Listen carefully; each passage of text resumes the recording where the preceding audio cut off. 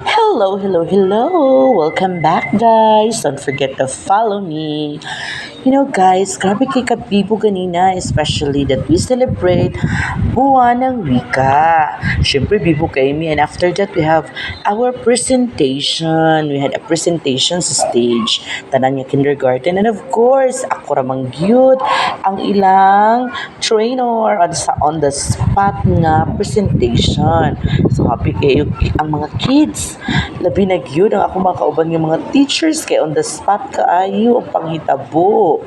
And we made it. Especially nga nakapresent me for our kindergarten level. So ako isang Pinoy, very inspired kaayo kay we are Filipinos. So dapat tayo magsalita, kumanta ng mga katutubong sayaw at awit, sayawit tulad ng aming inihandang ako isang Pinoy. So, panat-panat is teacher din action-action, masunod sa mga bata.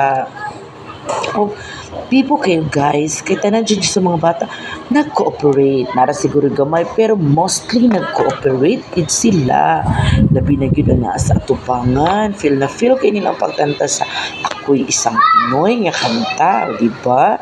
O, tanawan yung teacher, o naapay pa lihok-lihok sa ulo, o diba? Then, action-action with all the kamot pataas, paupos, sa panadinha ng mga paagi nga klase sa pag action-action. Pero, bibugid kaayo ang kanta-kanta sa mga kids o apil pag ang anak ni teacher giuban gid ni teacher kay mo apil kay siya sa buwan ng wika nga presentation.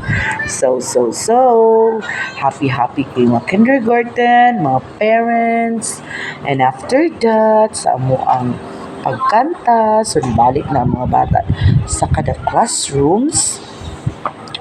So, muna to guys, nag-prepare good ang ako ang morning session, bahala ginagmayra sa mga pagkaong Pinoy or pagkaing Pinoy. So, nara guys, mga pagkaing Pinoy. Thank you for watching!